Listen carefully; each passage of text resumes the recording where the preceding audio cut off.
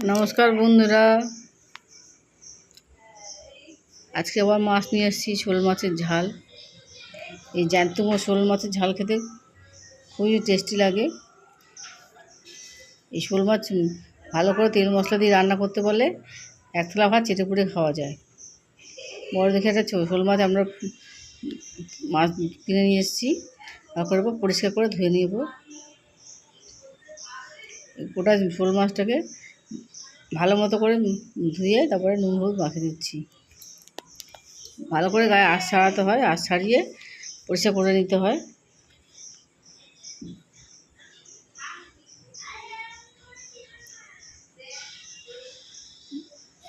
ভালো করে তেলটা হলুদটা মাখিয়ে নিচ্ছি। এই মাছটা ভালো মতো তেল মশলা করে মাখা মাখা করে রান্না করতে হয়।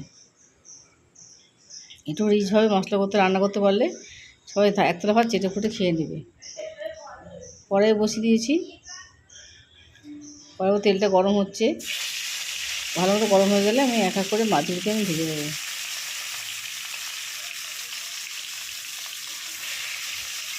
এই মাছটাকে ভালো করে একটু কড়া করে ভাজতে হবে।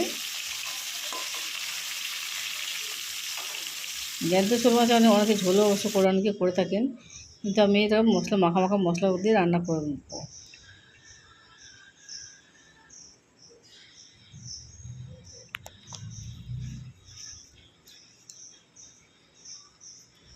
যারা গ্রামে গঞ্জে থাকেন এই শোল মাছ দেখে থাকবেন, তাদের শহরের দিকে এই শোল মাছ অনেকে নাও পছন্দ করতে পারে। গ্রামের মানুষরা আমরা সব ভালো শোল মাছ রান্না করে খাই। আমরা পুকুরে টাটকা পাওয়া যায়।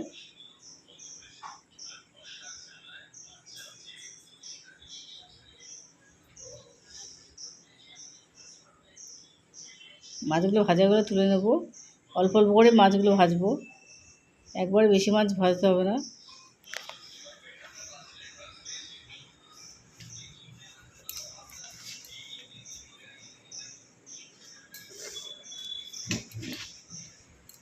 এক পিঠ ভাজা হয়ে গেলে অপর পিঠ ভাজা ভেজে নেবো।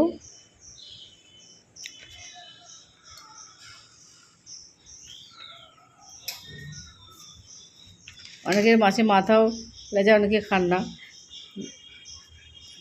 আমি গোটা মাছটা যেহেতু রান্না করেছি, সমস্ত মাথা লেজাগুলো একসঙ্গে রান্না করে নিয়েছি।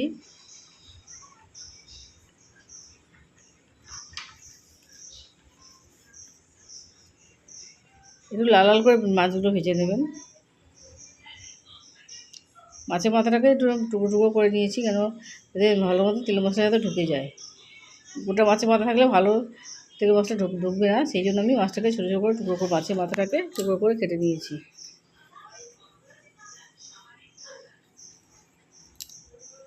এইভাবে আমি সমস্ত মাছটাকে ভেজে নিচ্ছি। যেহেতু জ্যান্ত মাছ, সেহেতু তেল খুব একটা বেশি লাগে না। যে কোনো জ্যান্ত মাছ রান্না করতে গেলে বেশি তেলের প্রয়োজন হয় না। বরফের মাছ দিয়ে রান্না করলে বেশি একটু তেলের প্রয়োজন হয়।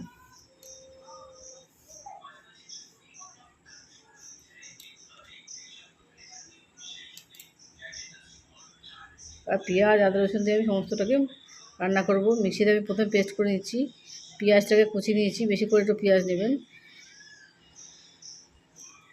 এর মধ্যে আমি টমেটো নেব, এটা গোটা টমেটো কেটে নিয়েছি। সমস্ত একসঙ্গে করে পেস্ট করব আমি।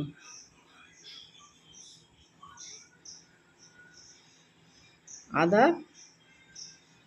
টুকরো করে কেটে নিয়েছি, সব একসঙ্গে পেস্ট করবো বলে কিছুটা অল্প কিছুটা রসুনও নিয়ে নিয়েছি। যারা রসুন খান না তারা রসুনটাকে অ্যাভয়েড করতে পারেন, কিন্তু রসুনটা দিলে ভালো গন্ধ আসে, ভালো টেস্টটা ভালো, ফ্লেভারটা ভালো আসে।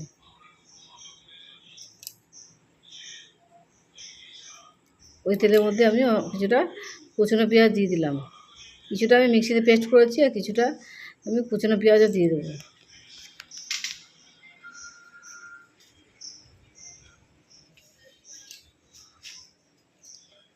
এর মধ্যে আমি হলুদ গুঁড়ো দিয়ে দিলাম পেঁয়াজ কুচির মধ্যে, দিয়ে নাড়তে নাড়তে নরম হয়ে যাবে, পেঁয়াজটা নরম হয়ে যাবে।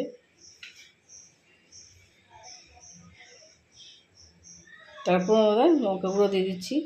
যেমন ঝাল খান সেই অনুযায়ী লঙ্কা গুঁড়োটা দেবেন। যারা কাঁচা লঙ্কা খান কাঁচা লঙ্কাও দিতে পারেন। ওই যে পেস্টটা যে করেছিলাম আমি, এই পেস্টটাকে এবার দিয়ে দিচ্ছি, দিয়ে ভালো মতো করে এবার কষাতে হবে যাতে কাঁচা ভাবটা না থাকে।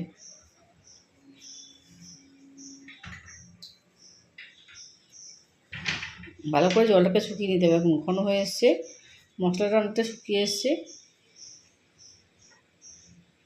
যেহেতু পেঁয়াজ বাটাটা ছিল সেহেতু অনেকটা পরিমাণ জল দিয়ে গেছে। ভালো করে শুকোতে হবে যাতে কাঁচা ভাবটা পুরোপুরি চলে যায়।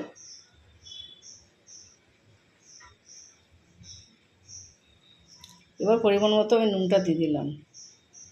মশলা কষা হয়ে গেলে তবেই আমি নুনটা দেবো।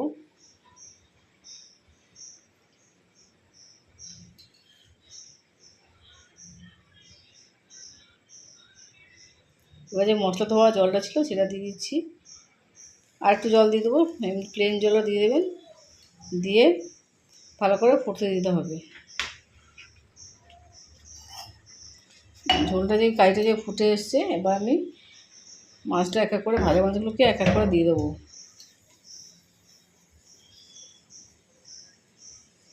যাতে মাছগুলো যাতে ডুবে যায় সেরকম জল দেবেন, মাছটা ফুটে যাতে মশলাটা ভালো মতো ঢুকে যায় সেরকম করে মাছটা আমি দেবো। আপনারা লাইক এবং সাবস্ক্রাইব করতে ভুলবেন না। কমেন্টে আমাকে জানাতে পারেন এই রান্নাগুলো কেমন হচ্ছে। বাড়িতে অবশ্যই একবার করে ট্রাই করে দেখবেন, খেতে খুবই সুস্বাদু হয়। পরিবারের লোকদের খাইয়ে দেখুন, সবাই চিড়েপুড়ে ভাত খেয়ে নেবে। মাছে ভাতে আমরা বাঙালি, এই মাছ খেতে খুবই ভালো লাগে খেতে। তো করতে করতে আমার ঘন হয়ে এসছে, কাইটা আবার ঘন হয়ে এসছে।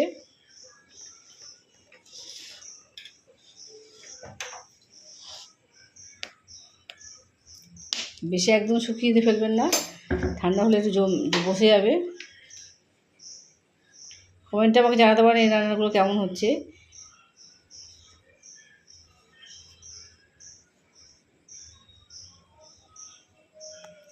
রেডি হয়ে গেল আমার শোল মাছের ঝাল। বাড়িতে অবশ্যই একবার করে বানিয়ে দেখবেন।